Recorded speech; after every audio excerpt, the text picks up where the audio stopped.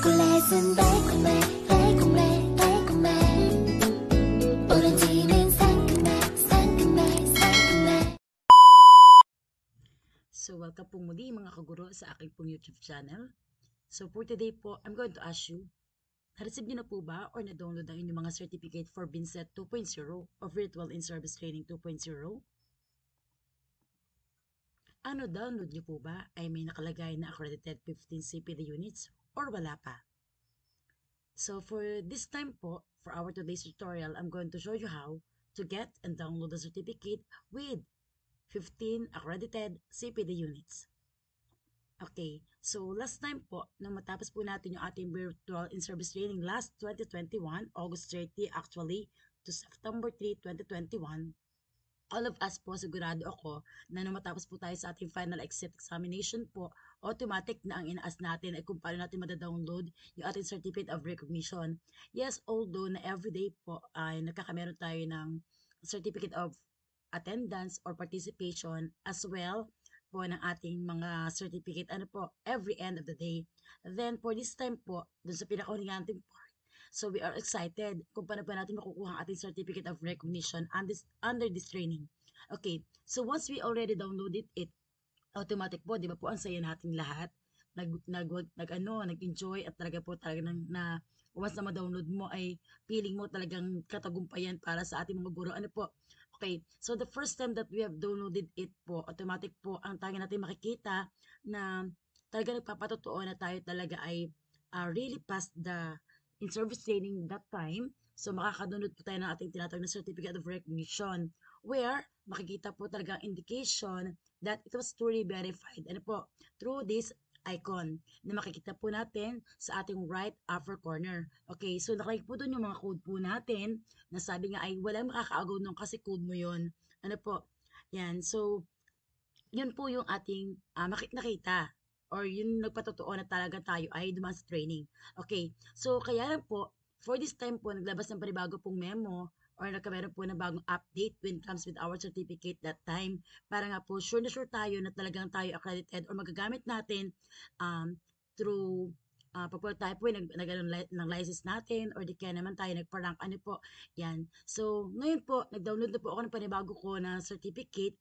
So ito yung kaibahan yan. So ito po yung updated certificate of recognition under that training. So same pa rin po sa upper right corner, the same. Paras lang po yung code na ibigay po sa bawat isa sa atin. Then, nandiyan po yung scan to verify pa din. And then the code. And then the icon of verification. But this time po, makikita nyo po sa pinakailalim or sa lower part po at the middle. So, nandiyan na po yung program accreditation number where magpapatotoo po talaga siya at naka-indicate na yung 15 CPD units. Okay, so ngayon po, tuturuan ko po kayo. Kung hindi pa po kayo nakaka-download, panoodin nyo po at abangan nyo po ang mga susunod na na tutorial for this time para po maka-download din po kayo. So yun lang po. Okay, so ngayon po, ano nyo lang pong gagawin, i-type nyo po sa ating cursor. Siyempre, hanapin po natin ang ating LMS. Okay, lms.ed.gov.ph. Punta po tayo sa link na to. Okay, so once we enter po, pupunta po ito sa ating pinaka-home or yung pinaka-unahan po ng ating DepEd or LMS.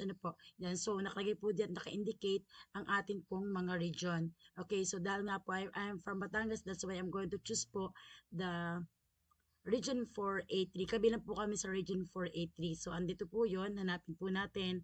And then, automatic po kung ano yung place mo, doon ka dapat kung ano yung division mo. Okay, so the same thing pattern, automatic po pupunta po yan. Kung hindi kayo nag-log out sa inyo pong NAYAP or sa inyong LMS, automatic po na mag-a-appear ka agad ng inyong profile. So for this time po, punta po tayo sa ating dashboard. Okay, so sa dashboard po, makikita po natin kung ano yung mga courses po na nakapaloob or atin na pong na-take. Okay, so sa akin pong ginamit na account po for this time po, nang gumamit po ako dito sa NAYAP, ang ginamit ko po talaga account, yung ating pong Microsoft account. So yan, I have now my recent access courses. Ito nga ito yung ating pong BINSET 2.0. Okay, so punta po tayo. Click po natin yung virtual in-service training po natin na 2.0. And then, okay, so medyo bagal lang po ang ating connection.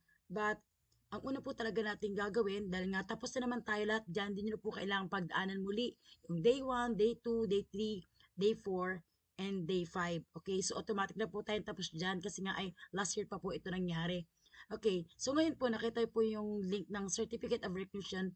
Try po natin siyang i-click. Ano po? Punta po tayo Certificate of Recognition this time. Ayan, wait lang po natin ha. Medyo mabagal-bagal po yung ating connection.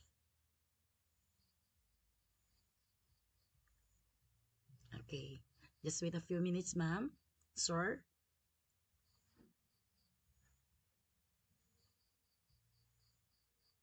Or siguro po ay hindi ko ma-access ang server. Ano po? Okay, so let's wait for a few minutes, a few seconds. Ayan. So, ngayon po, nito na po yun, yung certificate of recognition natin. Okay. So, hindi nyo po kailangang ulit pindutin ang final exit quiz kasi tapos na tayo dyan. Ang i-click nyo na po agad, automatic, ito po yung certificate of recognition.